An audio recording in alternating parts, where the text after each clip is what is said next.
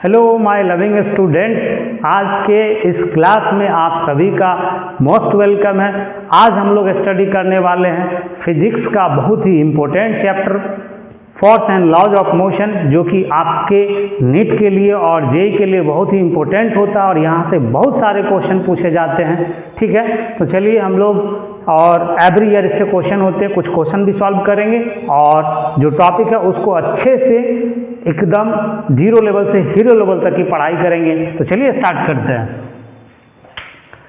तो हमारे चैप्टर का नाम है force and Newton's laws of motion. मेरे दोस्त, हम लोग इसको 9th क्लास में भी पढ़ते हैं और 11th क्लास में भी पढ़ाई किए हैं। ठीक है, तो जो बेसिक कॉन्सेप्ट है उसको हम क्लियर करते हुए आगे बढ़ेंगे।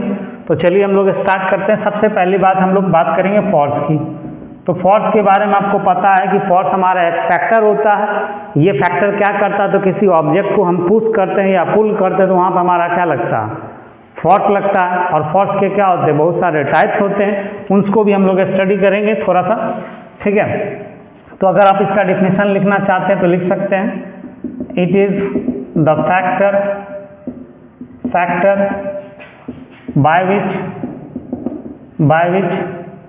वी कैन पुश और पुल एन ऑब्जेक्ट। बात समझ गए? जैसे आगे जाकर हम लोग इसको देखेंगे कनेक्टिंग बॉडी में। ठीक है, तो जैसे मान चलिए मास कनेक्टेड है, यहाँ पे हमने क्या किया, एक ऑब्जेक्ट को यहाँ पे क्या कर रहे हैं, पुल कर रहे हैं। ठीक है, अगर इस डायरेक्शन में मान के चलिए अगर हम इधर से लगाते हैं तो ये क्या होगा, इसको ए मान लेते हैं, इसको बी मान लेते हैं। तो यहाँ क्या हो रहा है, यहाँ पुश हो रहा है, यहाँ पुल हो रहा है। तो क्या लग रहा है, इस ऑब्जेक्ट पे हमारा क्या लग रहा है, फोर्स लग रहा है। तो इसी को हम लोग क्या कहते हैं, फोर्स कहते हैं। और फोर्स की अगर नेचर के अकॉर्डिंग बात करेंगे तो फोर्स को मेनली 4 टाइप में बांटा गया है, वो आपको पता है क्या सब। तो अगर हम उसको स्टडी करना चाहते हैं तो there are 4 types of force. क्या क्या होगा, तो इसमें आप देख सकते हैं, जैसे हमारा क्या होता है ग्रेविटेशनल फोर्स। ये मैं आपको थोड़ा सा इंट्रोडक्शन के लिए बता दे रहा हूँ। ग्रेविटेशनल फोर्स,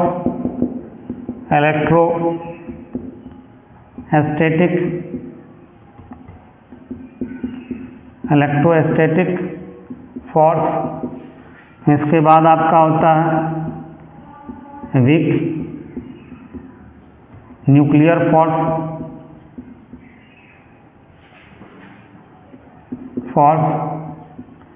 और चौथा आपका होता है स्ट्रॉन्ग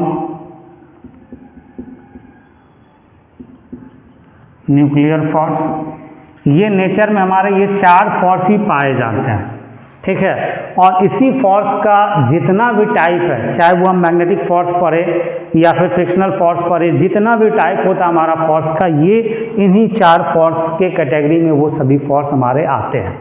ठीक है, तो ये नेचर के अकॉर्डिंग हमारे नेचर में जो होते हैं फोर्स, वो 4 टाइप के पाए जाते हैं और इसी में हम लोग सारे फोर्स का स्टडी करते हैं।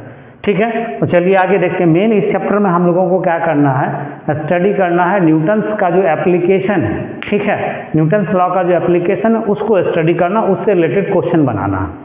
ठीक है, तो समझ गए होंगे कि फोर्स हमारा क्या होता है, एक फैक्टर है जिसके द्वारा किसी ऑब्जेक्ट को पुश और पुल करते हैं। और फोर्स की अगर टाइप की बात करेंगे नेचर के अकॉर्डिंग, तो ये 4 टाइप के हमारे क्या होते हैं, फोर्स होते हैं।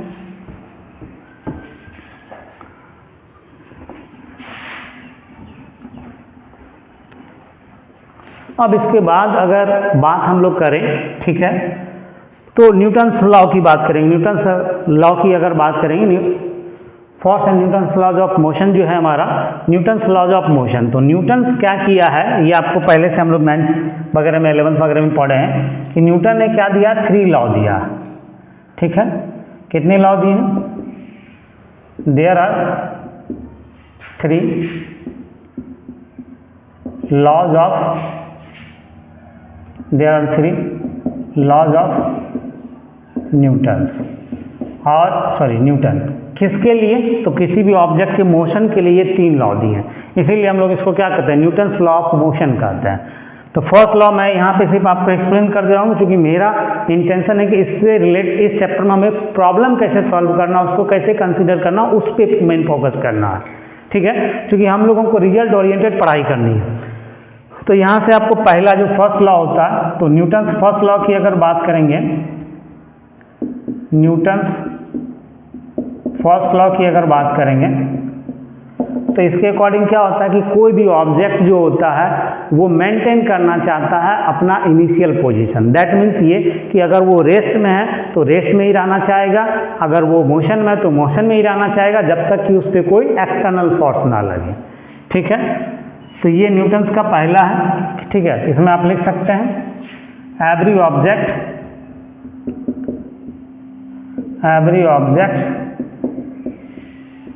wants to maintain their initial position, ठीक है, अपने इनिशियल पोजीशन को मेंटेन करना चाहता, चाहे वो रेस्ट में तो रेस्ट में रहना चाहेगा।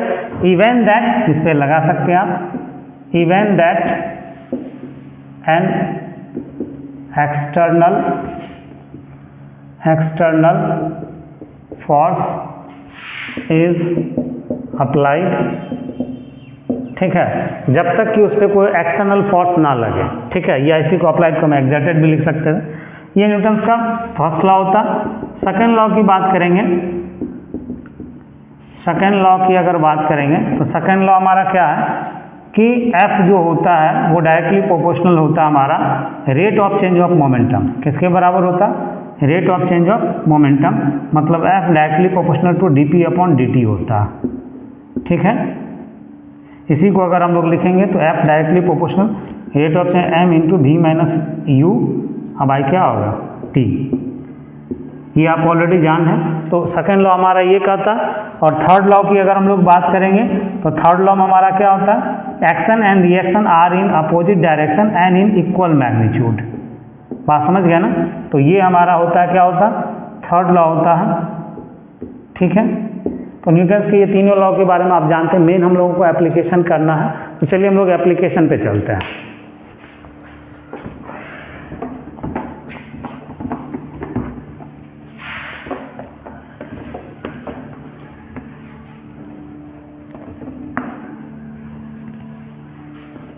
और एप्लीकेशन में क्या है कि मैक्सिमम जगह हम लोग न्यूटन्स के सेकेंड लॉ का एप्लीकेशन करते हैं। तो हम लोग लिख सकते हैं application of Newton's law of motion, application of Newton's laws of motion. देखिए सबसे पहले जो इसमें हम लोग देखते हैं वो लिफ्ट का केस होता है। तो हम लोग लिख सकते हैं एपरेंट वेट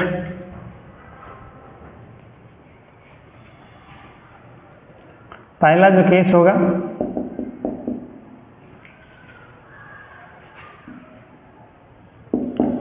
एपरेंट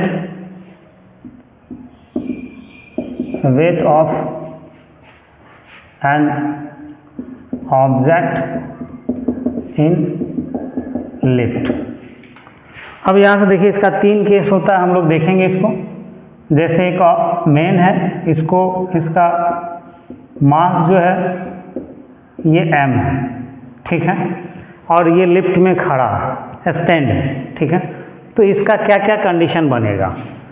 तो फर्स्ट केस पहला जो कंडीशन बनेगा व्हेन लिफ्ट इन या लिफ्ट इन रेस्ट, जब ये लिफ्ट हमारा रेस्ट में होगा तो उस कंडीशन में न्यूटन्स के सेकेंड लॉ का अगर एप्लीकेशन करेंगे तो नॉर्मल, जैसे कि अगर इसकी बात करेंगे ये खड़ा है, स्टैंड है, तो नीचे की तरफ क्या लगेगा, वेट इसका mg, ऊपर की तरफ इसका क्या लगेगा, नॉर्मल रिएक्शन, जिसको कि हम लोग n से इंडिकेट करते हैं, ठीक है। तो n माइनस mg इक्वल क्या होगा 0, n बराबर आपका क्या होगा mg। तो ये जो हम लोग n बोलते हैं यही हमारा क्या है एपरेंट एपरेंट वेट, यही हमारा क्या एपरेंट वेट। ठीक है, तो रेस्ट के कंडीशन में सिंपली हमारा जो एपरेंट वेट होगा वो क्या होगा, mg के बराबर होगा। ठीक है, अगला कंडीशन अगर हम लोग देखें,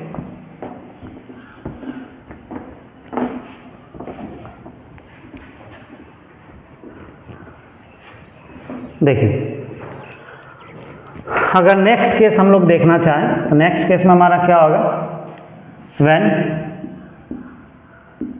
lift moves in downward direction. Downward direction में जब हमारा लिफ्ट क्या करेगा, मूव करेगा, तो इस कंडीशन में क्या केस हो सकता है हमारा। देखिए इसको हम याद रखने के लिए आपको एक तरीका बताते हैं, मेथड बताते हैं आपको ज़्यादा दिमाग नहीं लगाना। ठीक है, रिजल्ट ओरिएंटेड अगर पढ़ाई करनी तो ज़्यादा दिमाग नहीं लगाना। आप सिंपली क्या कीजिए, जैसे ये नीचे की तरफ आ रहा तो नीचे की तरफ क्या लगेगा, mg, ऊपर हमारा क्या होगा, नॉर्मल। ठीक है, और कोई भी बॉडी अगर मूव करता है तो वो नेट फोर्स के कारण करता है। किसके कारण करता, नेट फोर्स के कारण करता है। तो यहाँ पे भी अगर न्यूटन सेकेंड लॉ से हम लोग चलेंगे तो क्या लिख सकते हैं, उसको छोड़ दिए हम डायरेक्ट यहाँ Newton second law, from Newton second law की अगर बात करेंगे तो यहाँ क्या हो जाएगा हमारा, नीचे मूव कर रहा तो नीचे जब मूव करेगा तो क्या होगा, mg का वैल्यू ज़्यादा होगा। तो यहाँ पे हम लोग लिखेंगे mg माइनस n बराबर m। अब बोलेंगे ऐसा क्यों लिखे हम, तो ये आपको पता है ये नेट फोर्स हुआ हमारा, एक फोर्स हमारा नीचे की तरफ काम कर रहा, नॉर्मल हमारा ऊपर की तरफ काम कर रहा, और ये दोनों फोर्स का जो नेट फोर्स होगा, रिजल्टेंट फोर्स होगा, उसके कारण बॉडी मूव करेगा। तो ma के कारण क्या होगा, ये हमारा ma क्या कहलाता है, नेट फोर्स कहलाएगा। इसी के कारण बॉडी क्या होगा, मूव करेगा डाउनवर्ड डायरेक्शन में। अब यहाँ से अगर हम लोग निकालना चाहें, क्या निकालना चाहें, नॉर्मल एपरेंट वेट निकालना चाहें तो n बराबर हम लोग लिख सकते हैं ma। ठीक है, इसको हम इधर कर देते हैं। आप क्या करना चाहते हैं, इसको हम इधर कर देते हैं और इसको इधर कर देते हैं। तो ऐसा करते हैं हम लोग, mg माइनस ma लिख सकते हैं। इसको इधर कर दिए, इसको इधर कर देते हैं, mg माइनस ma। तो n इक्वल हमारा क्या हो जाएगा, m कॉमन ले लेंगे तो g माइनस a। तो जब लिफ्ट हमारा क्या होगा, नीचे की तरफ आएगा तो हमारा जो एपरेंट वेट होगा ये m इंटू जी माइनस ए होगा। ये आपको याद रखना है। एपरेंट वेट हमारा क्या होगा, एपरेंट वेट यही होगा हमारा m इंटू जी माइनस ए। यहीं पे क्या होता है, कभी कभी आप इसको भी नोट करके लिख सकते हैं। ठीक है, क्या, व्हेन द स्ट्रिंग ऑफ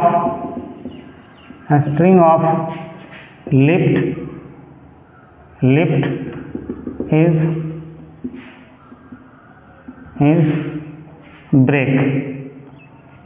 ठीक है,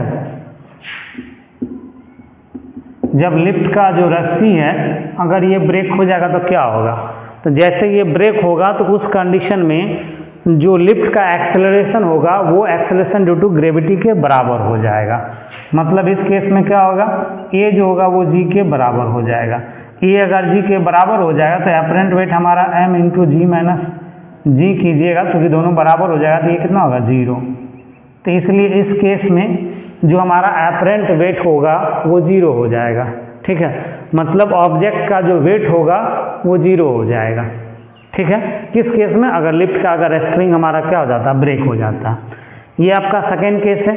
और इसी में अगर लिफ्ट अगर ऊपर की तरफ मूव कर रहा तो कुछ नहीं करना, यहाँ पे आपको क्या लगा देना, प्लस लगा देना।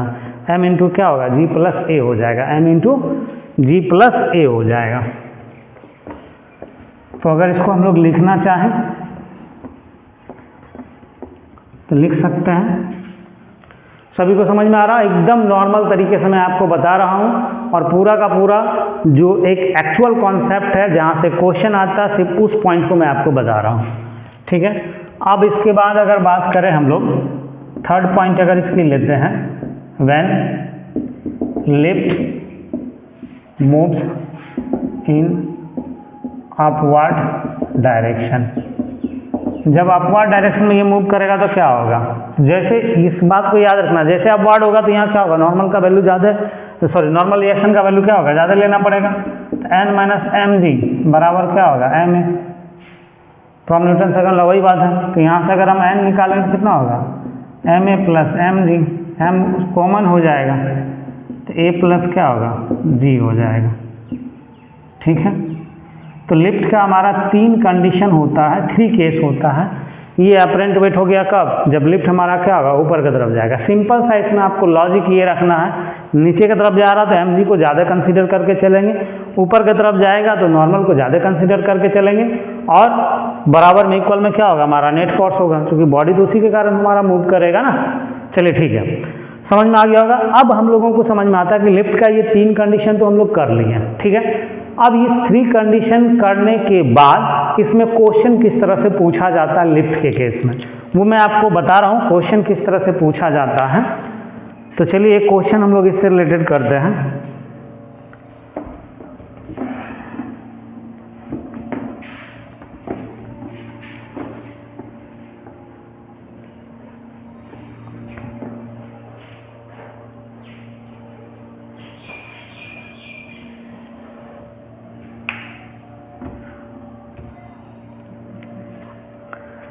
देखिए इसमें जैसे कि हम एक कंडीशन आपको बना रहे हैं, जैसे मान लेते हैं कि ये एक ऑब्जेक्ट है, ये एक इंसान है, ठीक है, ये एक वेटिंग मशीन पे ये क्या है, खड़ा है, स्टैंड है।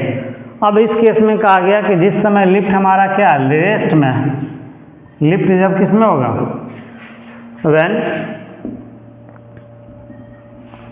व्हेन लिफ्ट इन रेस्ट, तो उस समय वेटिंग मशीन जो है, ठीक है, तो एलिवेटर पे हमारा इसका वेट शो कर रहा है, कितना वेट शो कर रहा है, तो इसका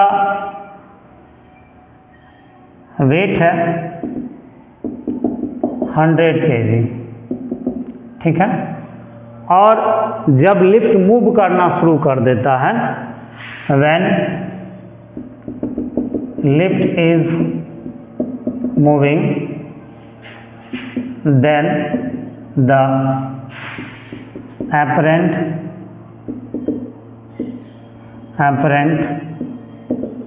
weight is 90 kg। जब ये मूव करना शुरू कर देता है तो इसका वेट कितना हो जाता है, 90 kg, ठीक है, वेटिंग मशीन पे। अब ये स्प्रिंग बैलेंस भी उसको हम कह सकते हैं, किसी से भी वेट हम मेजर कर सकते हैं, ठीक है। अब इसमें हमको कह रहा है क्या निकालने के लिए, then find the direction and acceleration of the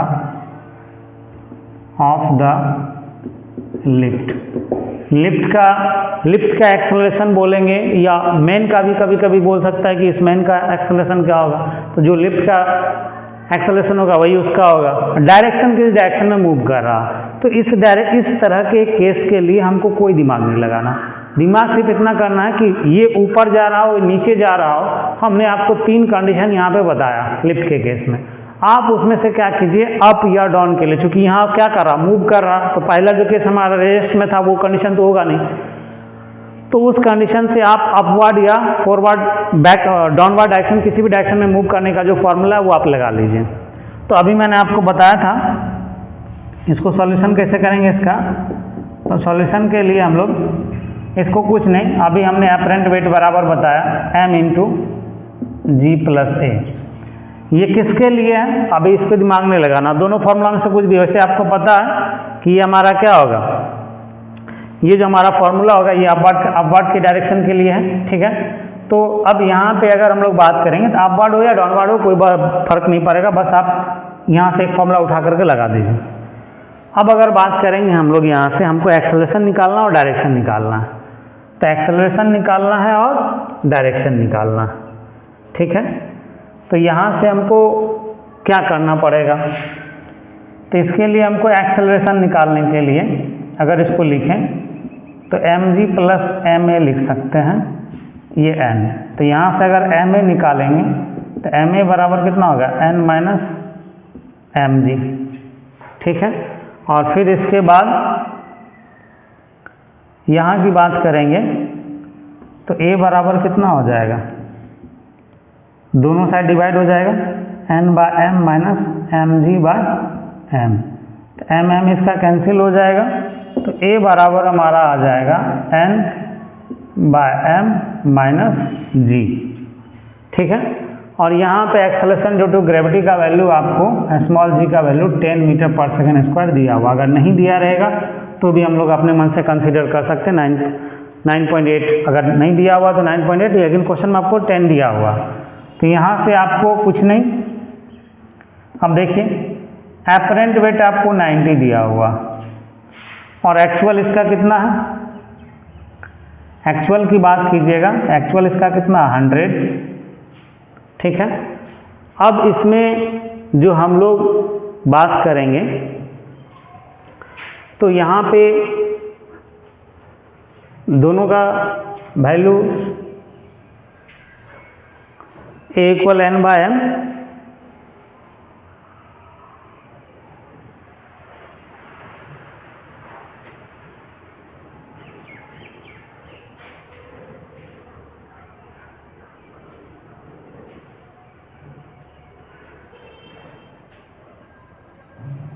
g बराबर कितना हो जाएगा यहाँ पे? 10, ठीक है। अब यहाँ से अगर मान के चलिए, अगर यहाँ पे हम लोग बनाएंगे, ठीक है, तो कैलकुलेशन यहाँ से क्या कर सकते हैं? हम लोग कर सकते हैं। अब यहाँ पे हमारा ये कितना दिया था? 100 kg, और एपरेंट कितना दिया हुआ? 90 दिया हुआ है। अब हमको क्या निकालना है? एक्सेलरेशन निकालना है, ठीक है। तो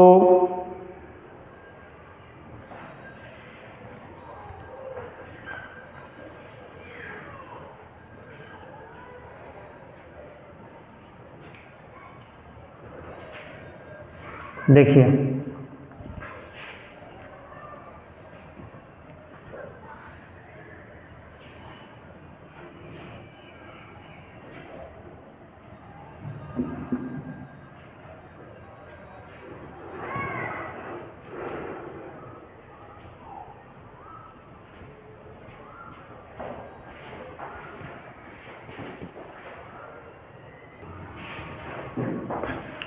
देखिए इसको यहाँ तक डालने के लिए, इसके बाद हम लोग क्या करेंगे? यहाँ पे आप एक ज़ीरो और डालेंगे, क्योंकि है क्या कि आपको n के वैल्यू में g का वैल्यू पुट करना होगा। तो इसके बाद यहाँ से कितना हो जाएगा? a बराबर हो जाएगा 9 माइनस 10, ठीक है। तो 9 माइनस 10 तो बराबर a इक्वल कितना हो जाएगा? माइनस 1 मीटर पर सेकेंड स्क्वायर। तो ये चीज़ माइनस साइन शो कर रहा है आपको कि ऑब्जेक्ट जो है हमारा ये मूव कर रहा है किधर? डाउनवर्ड डायरेक्शन में। किधर मूव कर रहा? डाउनवर्ड डायरेक्शन में मूव कर रहा। ऑब्जेक्ट हमारा किधर मूव करेगा? डाउनवर्ड डायरेक्शन में। और डाउनवर्ड डायरेक्शन में हमारा वेट क्या हो जाता? कम फील होता है, इसीलिए हमारा वेट भी यहाँ पे क्या हुआ? कम हुआ। चलिए, इस तरह से आपको जो है सो क्वेश्चन पूछा जाता है किसका? लिफ्ट वगैरह का पूछा जाता है। इसके बाद अगर हम लोग बात करेंगे, लिफ्ट का कंडीशन मैंने आपको बता दिया।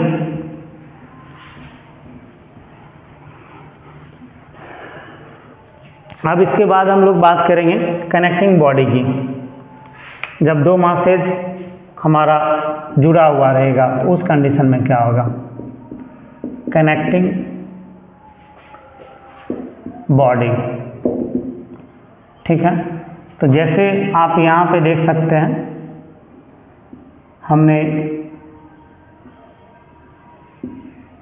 इसको m1 माना, इसको m2 माने, यहाँ पे हम फोर्स लगा रहे हैं। तो इस कंडीशन में हमारा एक्सेलरेशन वगैरह क्या निकलेगा, नहीं निकलेगा, वो सारा कुछ हम लोग देखेंगे। इस कंडीशन में आपको कुछ नहीं करना। इसका अगर हम लोग फ्री बॉडी डायग्राम बनाएंगे तो फ्री बॉडी डायग्राम में हमारा क्या होगा?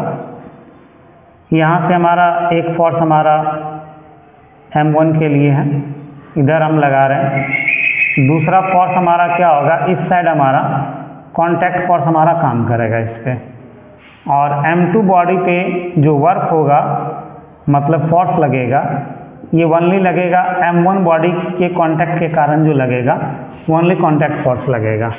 तो अब इसका अगर हम लोग फ्री बॉडी डायग्राम से इक्वेशन वगैरह बनाए तो क्या हो सकता है, हमने फोर्स लगाया, ठीक है, तो फोर्स लगा के हम क्या कर रहे हैं, मूव कर रहे हैं, ठीक है, तो बॉडी आगे की तरफ मूव कर रहा है, ठीक है, तो इस कारण से, और ये बॉडी का एक्सेलरेशन आप दिखा दीजिए कि बॉडी किधर मूव कर रहा है, इस डायरेक्शन में मूव कर रहा है। तो यहाँ पे अगर हम लोग बात करेंगे तो लिख सकते हैं, क्या लिखेंगे, F माइनस, ठीक है, F माइनस फॉर किसके लिए, for mass m1, for mass m1 के लिए अगर बात कर रहे हैं तो उसके लिए F माइनस FC बराबर m1a। उसके बाद फॉर मास m2 की बात करेंगे तो उसके लिए हम लोग क्या होगा, FC equal m2a, FC equal क्या होगा, m2a, ठीक है। इसको फर्स्ट इक्वेशन मान लें, इसको सेकंड मान लेते हैं। On solving equation first and second, दोनों इक्वेशन को आप क्या कीजिए, सॉल्व कर दीजिए। तो सॉल्व करेंगे तो FC का वैल्यू यहाँ पुट करेंगे तो F m2a बराबर m1a, इसको उधर करेंगे तो F इक्वल कितना होगा, m1a प्लस m2a। तो यहाँ से F इक्वल क्या हो जाएगा, a अगर कॉमन ले लेते हैं तो m1 प्लस m2, ठीक है, m1 प्लस m2, ये F का वैल्यू आ गया। यहाँ से अगर हम एक्सेलरेशन निकालेंगे तो एक्सेलरेशन इक्वल क्या होगा, F bye m1 plus m2, ये हमारा हो गया। अब यहीं से अगर हमको FC की अगर बात करेंगे, अगर FC निकालने का होगा तो FC बराबर क्या होता है, m2a, तो FC बराबर होता है हमारा, ये कांटेक्ट फोर्स हमारा, ये क्या, ये आपको अप्लाइड फोर्स हुआ, ये क्या हुआ, अप्लाइड फोर्स हुआ, ठीक है, ये क्या हो गया, अप्लाइड फोर्स। अब यहाँ से अगर हम कांटेक्ट फोर्स निकालेंगे तो कांटेक्ट फोर्स बराबर m2a, m2 और a का जो इक्वेशन है हमारा, एक्सेलरेशन यहाँ से निकालें, इसको पुट कर दीजिए, कितना होगा, F bye m1 plus m2। तो FC इक्वल हमारा क्या हो जाएगा, m2F bye m1 plus m2, ठीक है, ये हमारा क्या हो गया, इक्वेशन हो गया। तो ये नेट फोर्स निकालेंगे तो a into m1 plus m2 acceleration का F upon m1 plus m2, और कॉन्टैक्ट फोर्स निकालेंगे तो m2F upon m1 plus m2 लगाएंगे, ठीक है। यहाँ तक में आपको उम्मीद है कि किसी तरह का दिक्कत नहीं होगा, ठीक है। अब इसमें कभी कभी क्या होता है कि हम लोग इसमें जो क्वेश्चन दिया जाता है वो क्वेश्चन आपको ऐड कर दिया जाता है, किससे ऐड कर दिया जाता है, तो कोएफिशिएंट ऑफ फ्रिक्शन से, किससे, कोएफिशिएंट ऑफ फ्रिक्शन से। तो फ्रिक्शन के केस में किस तरह से होगा वो हम लोग एक क्वेश्चन के अकॉर्डिंग देख लेते हैं। क्वेश्चन इसमें किस तरह से पूछा जाता है, अब उसको देख लीजिए। जैसे अगर हम क्वेश्चन की बात करेंगे तो यहाँ से आपको पता है, जैसे हम यहाँ पे ले लिए दो बॉडी है, एक बॉडी 5 kg का है और इसके ऊपर मैंने 2 kg का ऑब्जेक्ट रख दिया।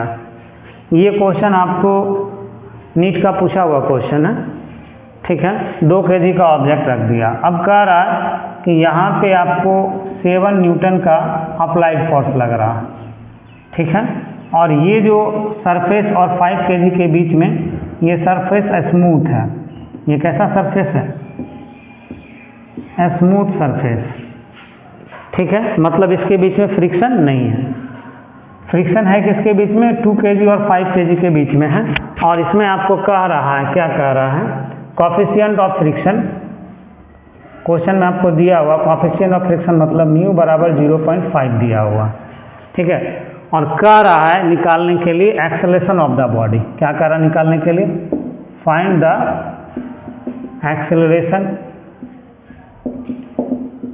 Acceleration of the body, acceleration क्या होगा बॉडी का। तो यहाँ से अगर मान चलिए ये आपको दिया हुआ है, अब यहाँ की अगर बात करेंगे, अगर फ्री बॉडी डायग्राम से इसको अगर सॉल्व करेंगे, ये 2 kg का है, तो नीचे क्या लगेगा mg, ऊपर क्या लगेगा नॉर्मल, इधर आप लगा रहे हैं कौन सा अप्लाइड फोर्स, तो इसके डायरेक्शन में क्या लगेगा फ्रिक्शनल फोर्स Fc। तो Fc की अगर बात करेंगे तो Fc बराबर कितना होता है म्यू एन या म्यू mg लिख सकते हैं, ठीक है। तो यहाँ से म्यू का value 0.5 into 2 into 10, acceleration into gravity का वैल्यू 10, मल्टीप्लाई करेंगे तो ये कितना हो जाएगा, ये आपको हो जाएगा 10, यहाँ से 10 न्यूटन। अब यहाँ से देख सकते हैं कि Fc का वैल्यू 10 न्यूटन है और ये 7 न्यूटन है। तो अगर इस बॉडी की बात करेंगे तो फ्रिक्शनल फोर्स ज़्यादा होने के कारण ये जो हम मूव कर रहे हैं, तो ये बॉडी दोनों क्या होगा साथ में मूव करेगा, क्योंकि फ्रिक्शनल फोर्सेस को क्या किया रहेगा कांटेक्ट में किए हुए रहेगा, बॉडी को भागने के लिए नहीं देगा, ठीक है। तो इसका मतलब है कि ये स्मूथ प्लेन है, तो अब बॉडी क्या होगा 7 न्यूटन के कारण पूरा का पूरा मूव करेगा। तो अब इसका अगर हम एक्सेलरेशन निकालना चाहें तो किस तरह से एक्सेलरेशन निकालेंगे, तो F इक्वल क्या होता है आपका ma, मास कितना होगा m1 प्लस m2 होगा, मास कितना होगा m1 प्लस m2, और a के जगह a हमको निकालना है और अप्लाइड फोर्स का वैल्यू 7 न्यूटन दिया हुआ, तो ये कितना हो जाएगा 2 + 5 इंटू a, और ये 7, और यहाँ से इसको ये भी 7 हो गया, तो काफ़ी इजी हो गया। तो यहाँ से अगर हम एक्सेलरेशन की बात करें तो a इक्वल कितना हो जाएगा 1 मीटर पर सेकेंड स्क्वायर हो जाएगा। क्वेश्चन में कोई जान नहीं, बस कॉन्सेप्ट की बात है, ठीक है। तो इस तरह से आपको जो कॉन्टैक्ट बॉडी का रहेगा, कनेक्टिंग बॉडी का जो केस रहेगा, इस तरह से क्वेश्चन पूछा जाएगा। तो उम्मीद है कि आज का जो भी टॉपिक मैंने आपको क्लियर किया वो पूरा का पूरा कॉन्सेप्ट समझ में आया होगा। फिर मिलते हैं अगले क्लास में। Thank you.